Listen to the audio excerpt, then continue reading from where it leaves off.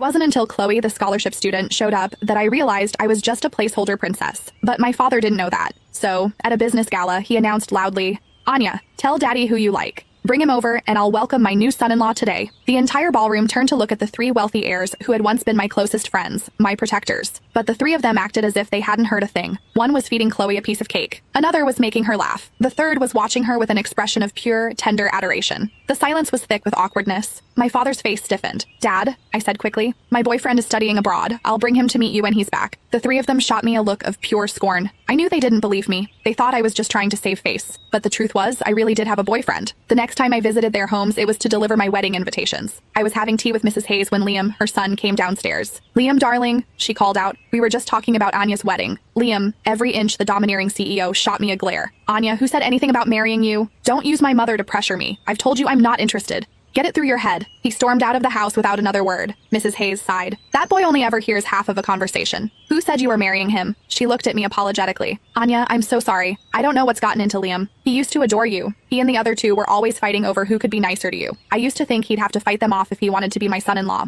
But now," I just smiled and shook my head. "It's fine. You can't force a connection that isn't there. Well, I should get going." "Of course, dear. We'll be at your wedding." From the Hayes estate, I went to the Thorne residence. As the maid was showing me in, Ethan was just ending a call. The moment he saw me, a smirk touched his lips. "Liam just called," he said, walking towards me. "Said you tried to force a marriage proposal at his house and now you're trying your luck with me?" He put on his usual mask of gentle civility. "Anya, I thought we made it clear at the gala. We're not interested in you. We're not going to marry you. You should stop this." I just smiled and nodded, which is why I'm here to deliver my wedding invitation. He froze for a second. Then that mocking smile returned. "Let me guess. You're pulling the same stunt your father did, hoping to corner one of us at the altar so we'll have to play along to avoid a scene? Anya, haven't you learned your lesson? We don't like you, and we won't do anything that might make Chloe misunderstand. You won't be able to invent another fake boyfriend to save yourself this time." I shook my head, about to speak, but his phone rang again. His entire demeanor softened when he saw the caller ID. "Hey, Chloe. Okay, I'll be right there." He hung up and shot me a look that said, "You're on your own," before brushing past me and leaving. It seemed that because of my father's stunt at the gala, they were utterly convinced I was trying to trap one of them into marriage. Fine. They'd find out the truth soon enough.